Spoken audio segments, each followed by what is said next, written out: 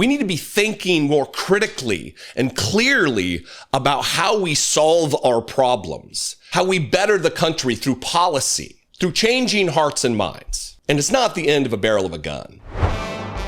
Maybe you've already heard, but if you have not, anti-Semite, white nationalist, white Christian nationalist, Charlie Kirk was shot and injured, very possibly gravely injured at a Turning Point USA event in Utah. By my ear, it sounded like, I've listened to the video a couple of times, it sounded like a high caliber weapon. From the multiple angles of the videos that I've seen, it does not look good. He looks to have been wounded gravely, if not fatally. This video absolutely does not serve to revel in his misfortune. Charlie Kirk, while I think he is abhorrent, I think his views are disgusting. I think they are bad for the United States generally, or specifically and more widely the world. He has a wife and he has at least one child.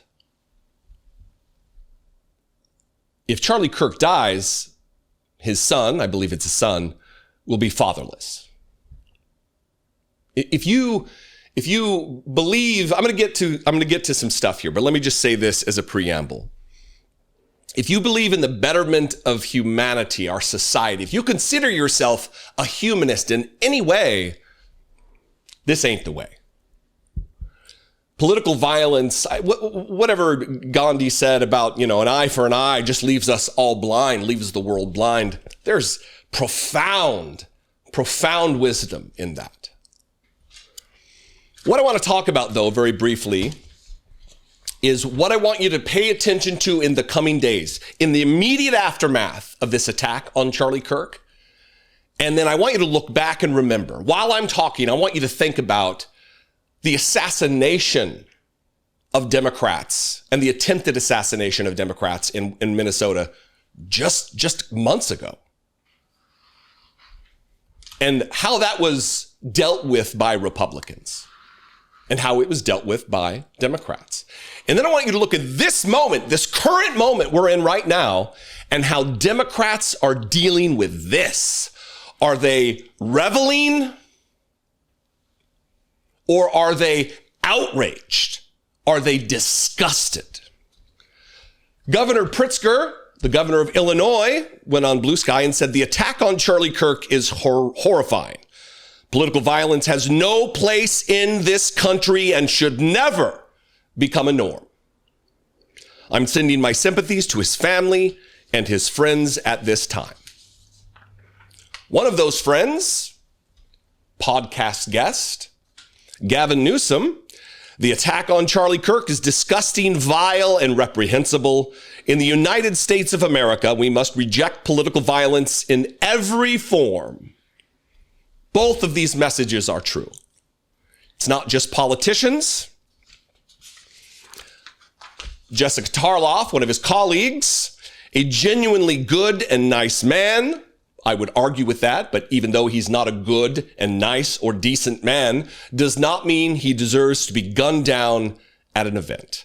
A genuinely good and nice man, wonderful husband and doting dad, that probably is true. This is horrific, praying for Charlie and anyone else affected. And then a colleague, someone you probably know well, David Pakman, also on Blue Sky. Charlie Kirk was apparently shot in the neck at an event in Utah today. As of this time, his status and whether he is alive or dead is unknown. Absolutely terrifying, disgusting stuff. True. We need to model good behavior and be better than this. And not for a pageantry, not for fake effect, but because it's who we are. We are better than the other side. We are more moral. We have more dignity, more decency. We provide more value and worth to the world than to celebrate or promote political violence. If it's bad for the Republican Party to celebrate political violence or to remain quiet, then it's bad for us. Why could it be good for us to do the thing that we abhor about the other side?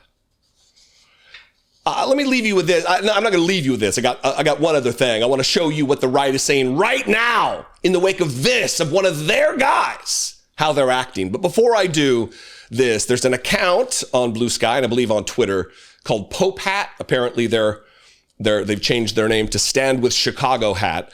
This is a quote tweet or a quote post of this from Nicholas Grossman.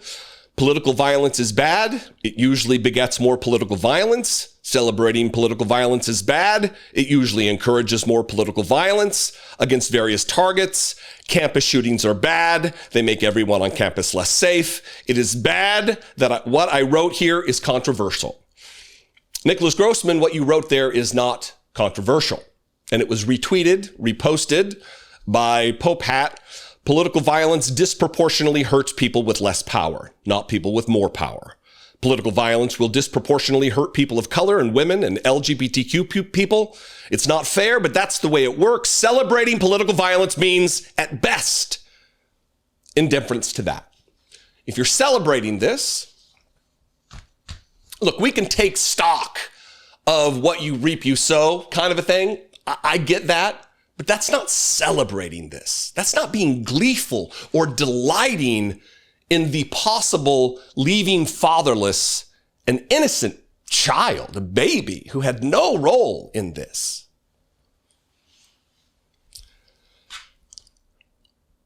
Even though Charlie Kirk has said that unfortunately gun deaths are worth it to keep the Second Amendment, headline here. Even though that is the case, we are better than that. We know that not to be true. And we can accomplish our goals without resorting to morbidity. This does call for solemnity. You know what I mean? So let me share with you what Jason Chaffetz, the former Utah congressman, the guy who, when Donald Trump dropped the old grab him by the pussy tape, he said, "Oh, I can't vote for this guy. What will I tell my kids? What will I tell my daughters?" And then has gone on to be nothing but a Trump sycophant. This is what he had to say in the immediate aftermath of the shooting. He's on Fox News right now, acting crocodile tears, solemn, oh, sullen, what are we going to do? While blaming a marginalized community that faces violence and death every single day in this country. This is how Republicans act versus what you've just heard from how liberals and Democrats and reasonable, decent people react.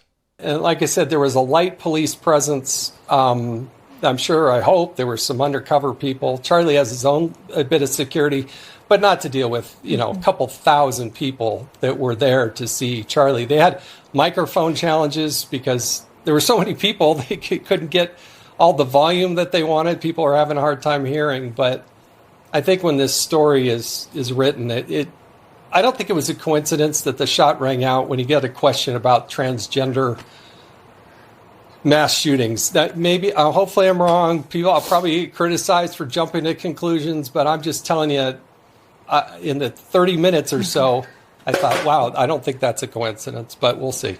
So which team are you on? Who do you want to be? Who do we want to be? I grapple with things like this a lot because I feel one way, like for instance, in my heart, I feel one way, I feel a different way in my brain. This isn't one of those cases. But oftentimes, for instance, when the death threat came against Brittany Page and myself, or death against me, rape and death against Brittany Page, I wanted nothing more than to out him publicly. I wanted nothing more than the absolute maximum. But I knew that wasn't going to do anything. That was only to serve my selfish feeling better about things. We need to be thinking more critically and clearly about how we solve our problems, how we come to solutions, how we better the country through policy, through changing hearts and minds. And it's not the end of a barrel of a gun.